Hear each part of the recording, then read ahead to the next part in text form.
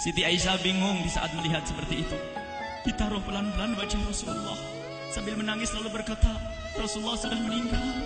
Para sahabat Nabi pada bingung. Sayyidina Ali tiba-tiba terduduk, nggak bisa berdiri. Sayyidina Utsman nggak bisa ngomong. Ada orang, Sayyidina Zaid berkata, aku baru melihat Rasulullah. Setelah ini aku tidak mau melihat lagi selain Rasulullah. Ya Allah, butakan mataku. Aku tidak ingin aku kotori mataku dengan selain Rasulullah. Dan dibutakan oleh Allah. Bermacam-macam kejadian saat itu. Madinah heboh, luar biasa dengan meninggalnya Rasulullah sallallahu alaihi wasallam. Dan sungguh meninggalnya Nabi Muhammad adalah menghidupkan hati yang mati kalau orang faham.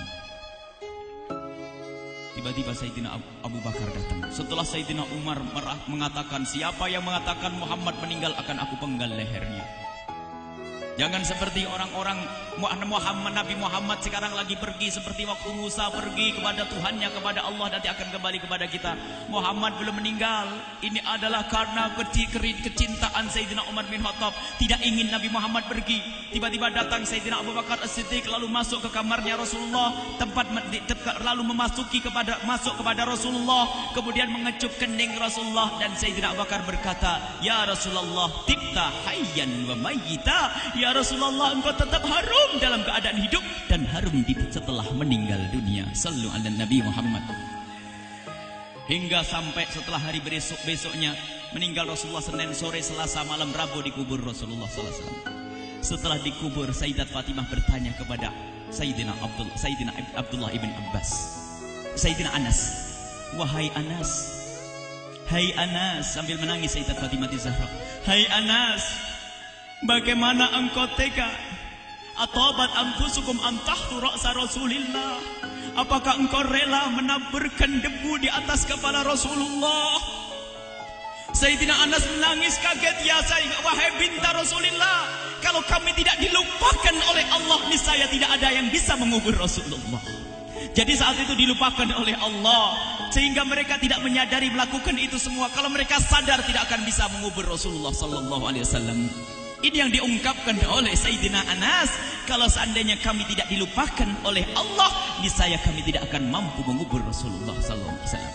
Kami yang hadir di sini, ya Allah, ingin senantiasa hadir di hati kami kekasih-Mu Nabi Muhammad. Maka kami mohon, ya Allah, jadikan kekasih-Mu Nabi Muhammad yang akan, ya Allah, yang akan mendampingi kami kelak saat Kau cabut nyawa kami, seperti yang dikabarkan oleh Engkau, seperti yang Kau kabarkan, yang Kau wahyukan kepada kekasih-Mu Nabi Muhammad.